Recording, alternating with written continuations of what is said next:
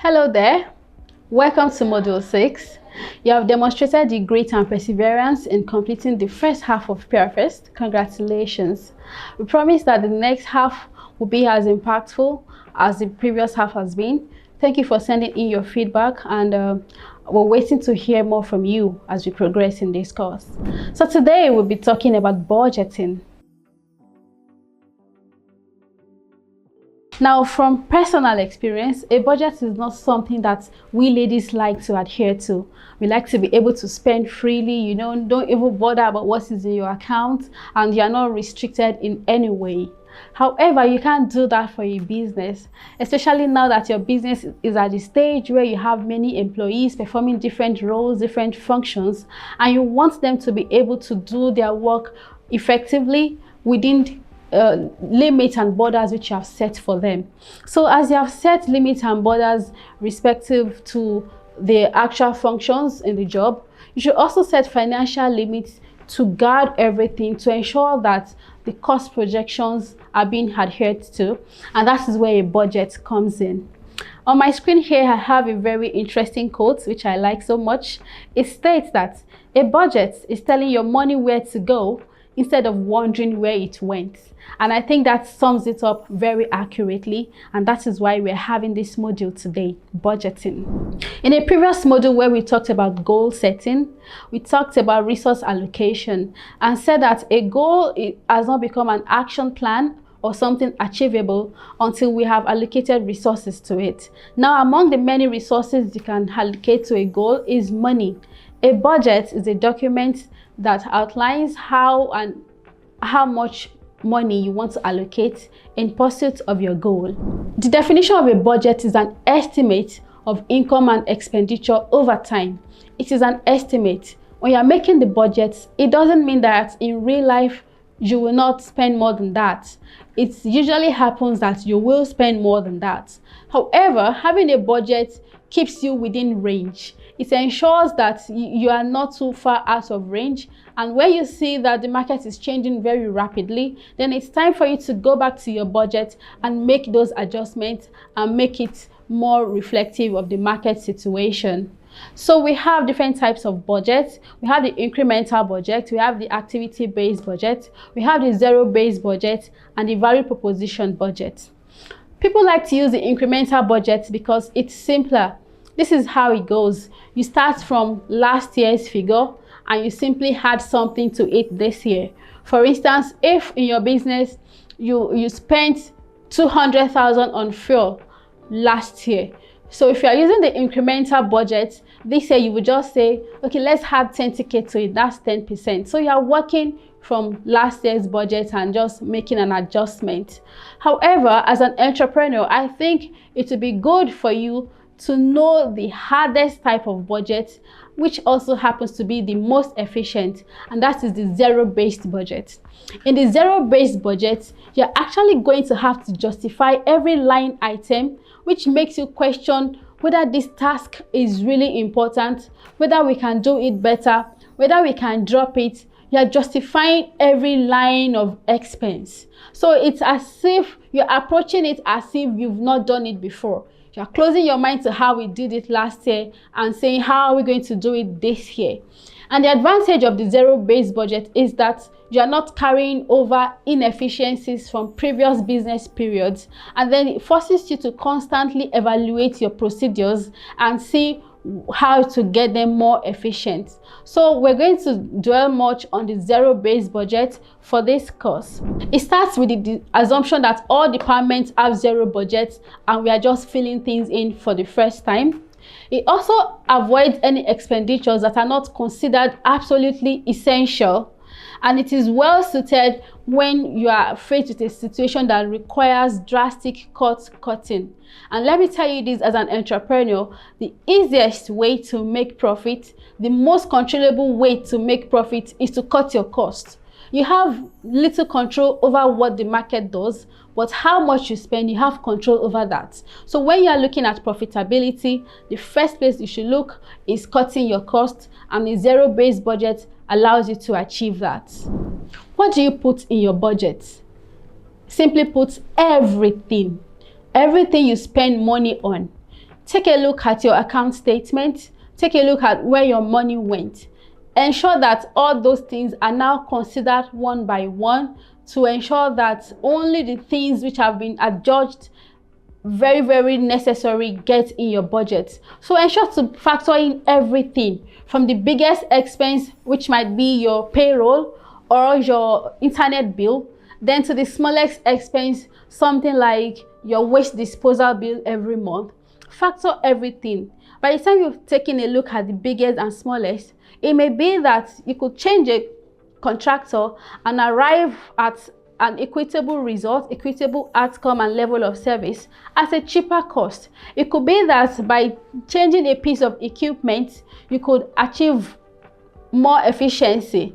So by the time you've factored in everything and given the time to effectively assess them, then you are able to allocate the resources that they need, just what is needed. There is no overbloating of expenses. There is no inefficiency in your budget. And another thing to add, in a market like Nigeria where prices are changing very rapidly, it's almost as if every time you blink, prices go up. Then you need to be making frequent revisions to your budget, because you might need to be making adjustments for inflation and short-term fluctuations in the prices which are budgeted at first. So that means budgeting is not a once-in-a-year affair because of the kind of environment in which you are operating.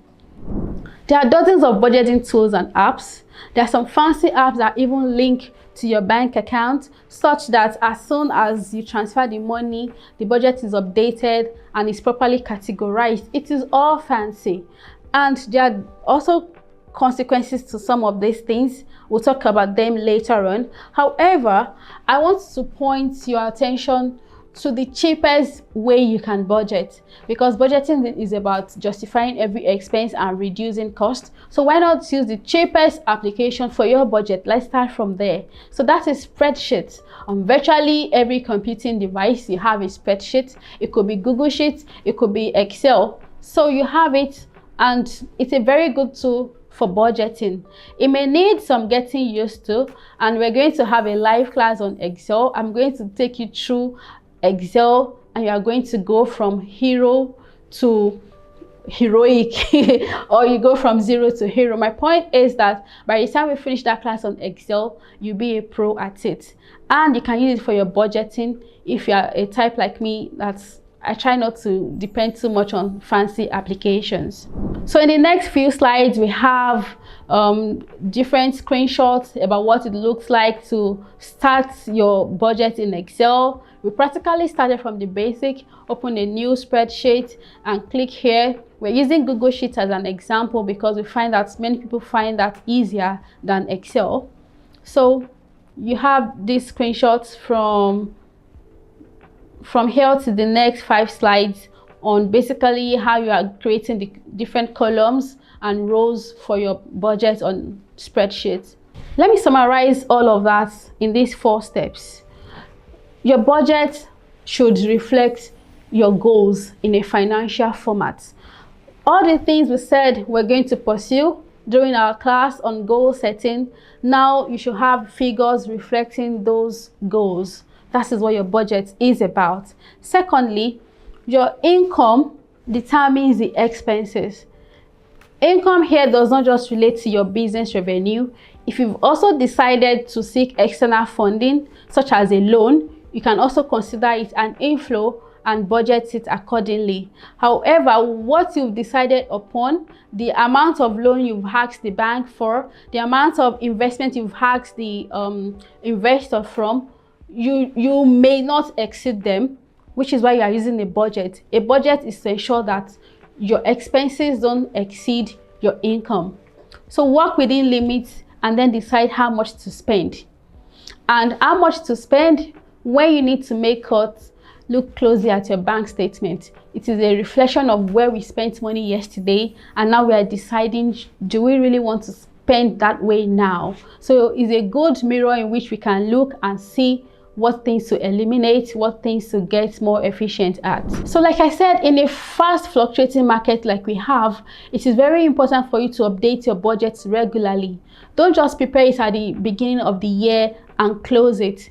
You'll be encountering in the market that prices are changing either positively or negatively, and it's always good for you to update your budget to make sure that it reflects the market realities. So adjust your budget to account for emergency spending too. There are things that you didn't account for at the beginning of the year when you were setting your budget, but now that they have become expedient and it is necessary to spend money on those things, let it reflect in your budget. Oftentimes this emergency spending would mean that you are going to have to cut another thing you had budgeted for. Yes, make that cut. It is necessary because it is important to ensure that your expenses are within the limit of income which you have set.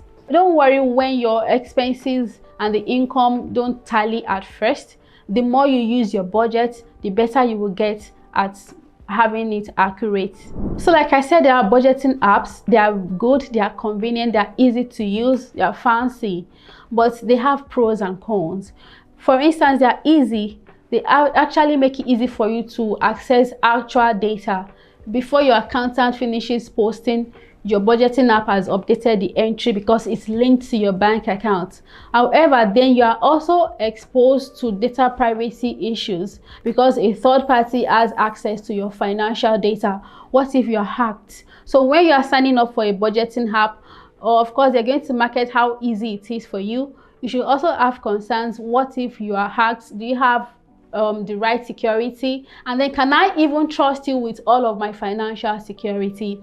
So you have a dashboard that shows automatic expense tracking, but is it suitable for a business that has multiple signatories? Remember, under organizational structure, we said that your business is properly structured when it can run without you. It means that you are not the only person who can authorize payments on the account. So can this app help you to have that multi-signatory situation which you are set up?